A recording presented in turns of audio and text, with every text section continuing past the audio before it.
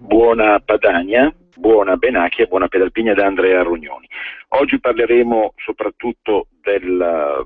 tanto annunciato già da moltissimo tempo restyling della Repubblica, cioè praticamente ristrutturazione, per non stare il solito gergo mondialista, ristrutturazione dal punto di vista soprattutto formale, però mi sembra, avendo letto i primi numeri della Nuova Repubblica, anche dal punto di vista di alcuni contenuti e di alcuni modi di porre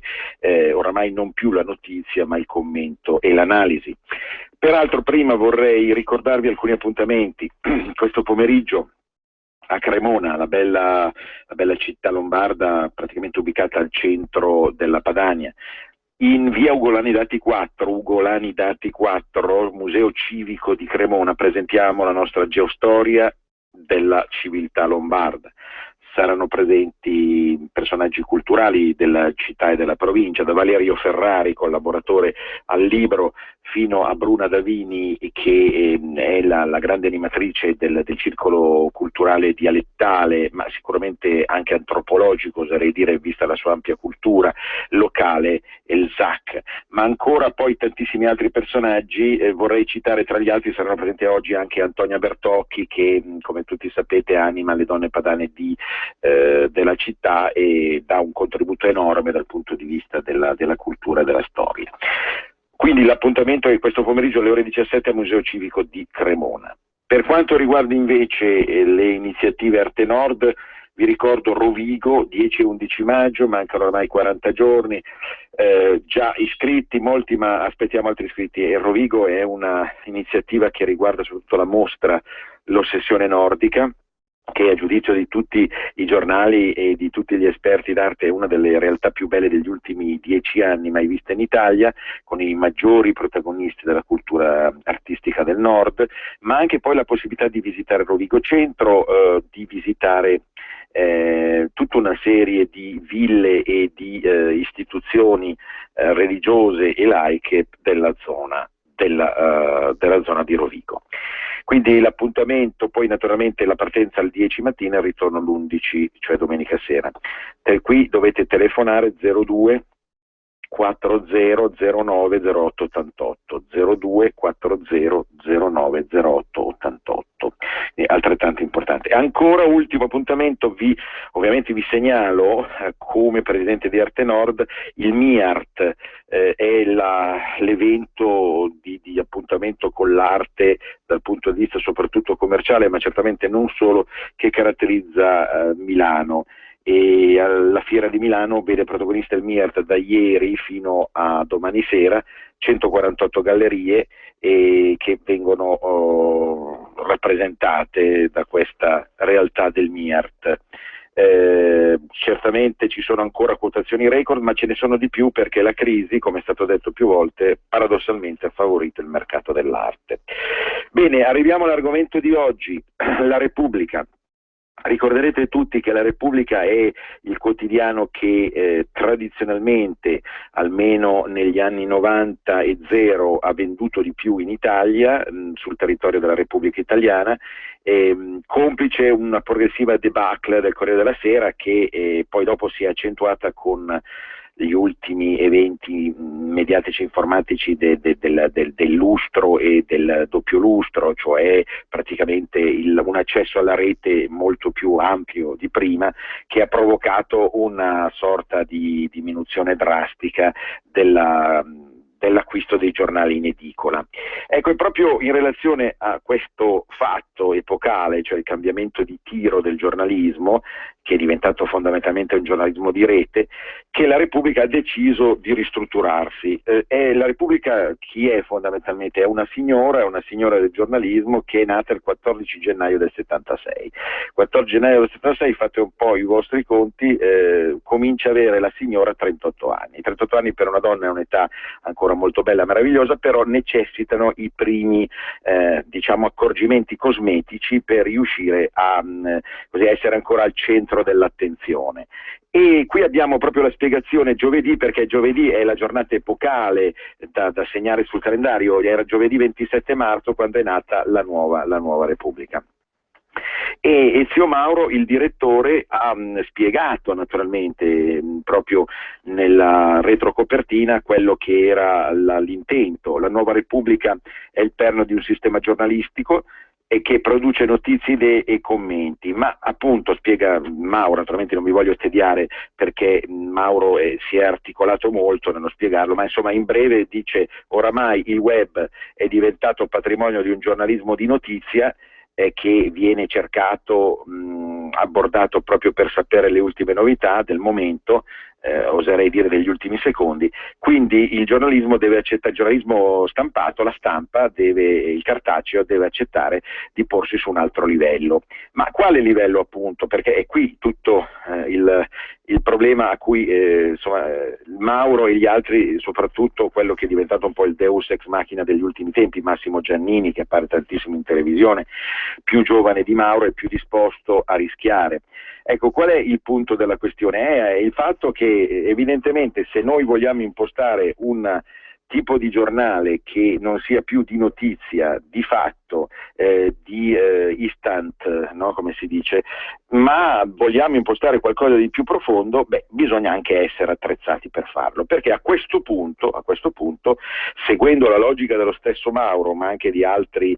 mi viene in mente Mieli naturalmente, che è responsabile RCS Libri, ma sicuramente ha tanta esperienza di giornalismo nell'ambiente Corsera, ma naturalmente anche di tutti quelli che fanno un giornalismo che non può accedere a un numero di copie e di letture come Repubblica e Corriere, e sono tantissimi i giornali da questo punto di vista, mi riferisco ai giornali locali, dalla Prealpina alla Gazzetta del Mezzogiorno, ma poi anche naturalmente tutta una serie di giornali che sono di opinione più stretta, o addirittura i giornali politici, fra virgolette politici, brutta parola naturalmente, perché in realtà sappiamo quanto anche la nostra Padania sia un giornale di valori, di contenuti e di messaggi, e non strettamente politico, però poi viene targato così. Ecco, in realtà appunto questo problema che si posa la Repubblica sarà sempre più al centro d'attenzione di altri giornali. Allora, stanno per diventare delle riviste questi giornali, stanno per diventare dei magazine dove c'è dentro tutto il contrario di tutto, ma soprattutto dove il lettore va a cercare di capire un certo tipo di approfondimento in relazione ai suoi interessi, dall'economia alla politica, alla società, al costume, alla politica estera, anziché interna, alla cultura, allo spettacolo, oppure continuano ad avere un riferimento che possa essere di impatto immediato con quello che sta per succedere. Ecco, la redazione e il modo di fare la Nuova Repubblica, perché parliamoci chiaro, giovedì mattina sulla prima pagina c'erano le firme più importanti della Repubblica, c'era Massimo Giannini, Francesco Merlo, Giovanni Valentini, Federico Rampini, chi volete ancora di più? Cioè personaggi che hanno fatto la storia del giornale e che ora ce la raccontano, diremo così, in maniera diversa rispetto a prima. Ecco, l'impostazione complessiva è quella, e qui è una prima ombra che si addensa sulla Nuova Repubblica. Naturalmente siamo critici quando dobbiamo essere critici e siamo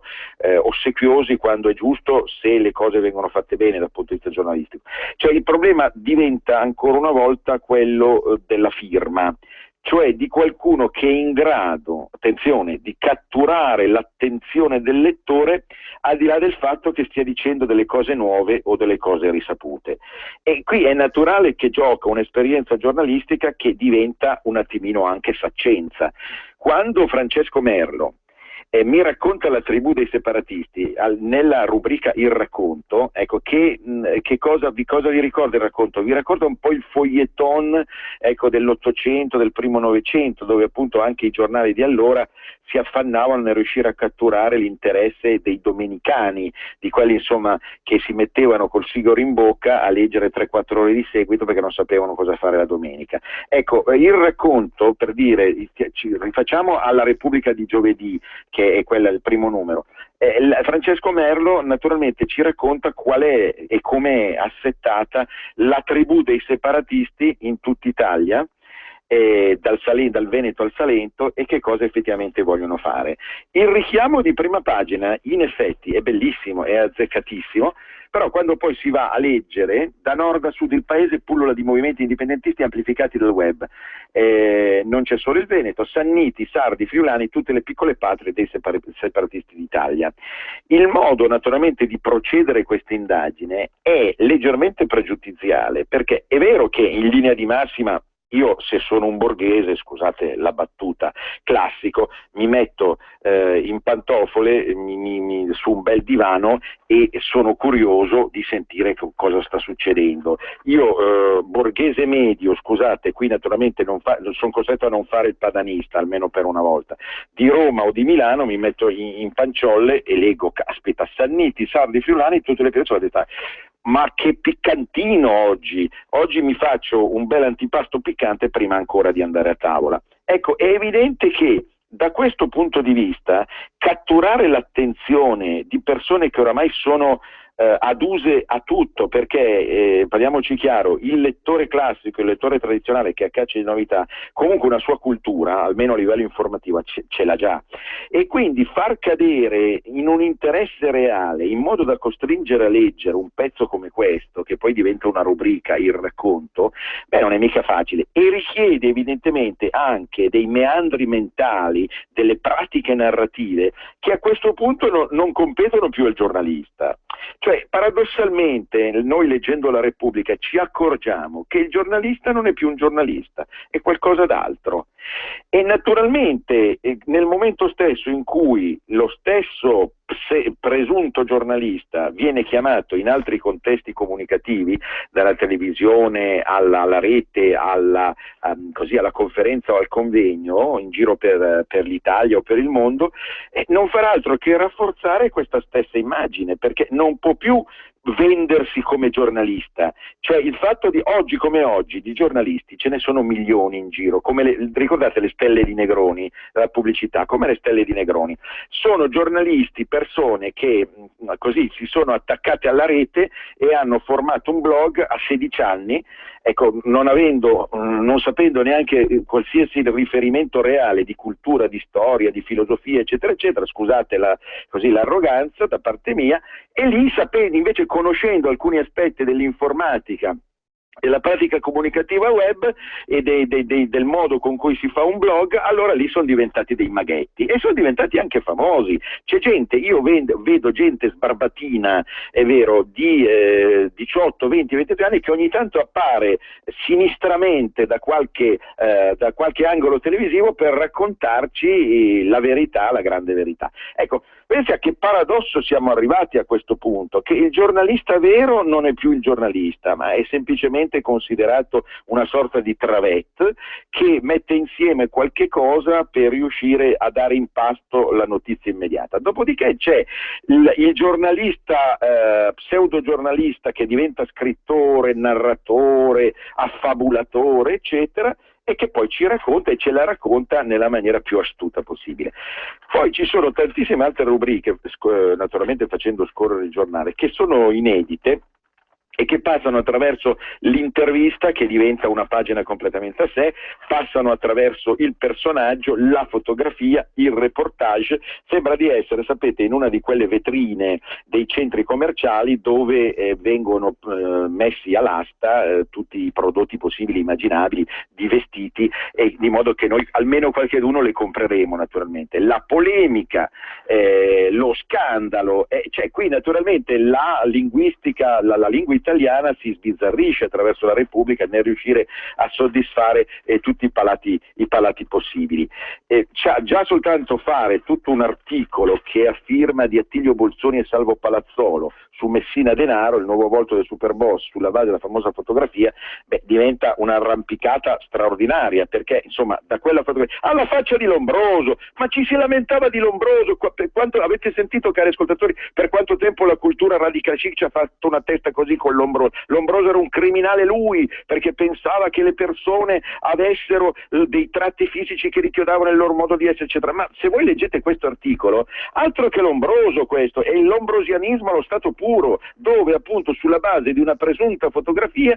che altro non è se non una ricostruzione di come potrebbe essere adesso a 52 anni il Matteo Denaro, noi arriviamo a capire realmente cosa fa, cosa dice, cosa ha in mente, eccetera, eccetera, eccetera.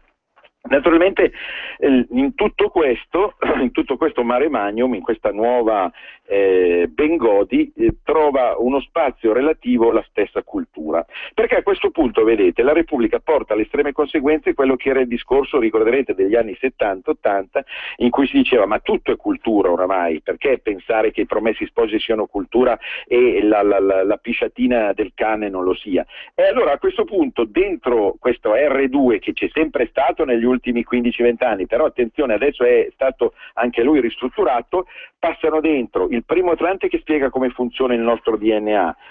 un paese senza trentenni sul problema del Giappone che invecchia, l'inglese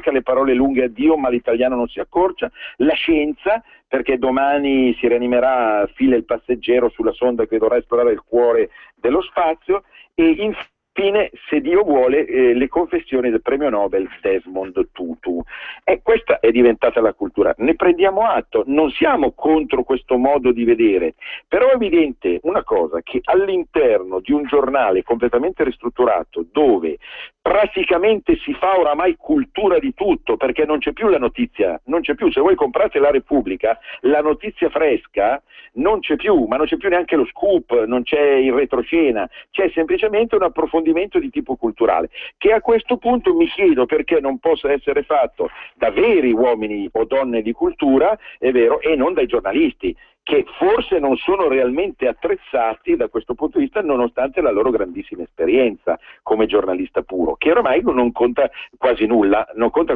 perché tutti quelli che ho citato prima, naturalmente, che sono stati bravissimi, grandissimi nel riuscire a cacciare le notizie e a impastarle, a questo punto fanno tutt'altro. È un po' come se chiedete ad un imbianchino, dopo 30 anni che fa l'imbianchino, di diventare pittore, ma pittore vero intendo, nel senso di artista. Lo farà, però sarà sempre un artista da imbianchino. Ma un momento, io ho un grande rispetto agli imbianchini, perché gli imbianchini li ho trattati benissimo nella mia vita e li ho pagati fior di sgaionzi, di skei per intenderci alla veneta, per tantissimo tempo, perché avevo a cuore le tappezzerie o le imbiancature della mia casa. Però non posso pensare che tutto sia davvero arte, tutto sia davvero cultura, perché a questo punto non distinguiamoci neanche più, ecco, sempre all'insegna di quell'idea tutti uguali e tutti fanno la stessa cosa, che poi in realtà non è così, perché c'è sempre qualcuno più uguale degli altri. Ricorderete sicuramente Orwell 1984, Il Grande Fratello e dintorni. Quindi, e questo è per farvi capire il discorso, perché adesso un conto è dire la mattina a raccontare che cosa dice la Repubblica, che cosa dice il giornale, un conto invece è davvero cercare di capire come, perché, per quale finalità, con quali traguardi e con quali metodi un giornale assolutamente ristrutturato, che è poi il più importante giornale del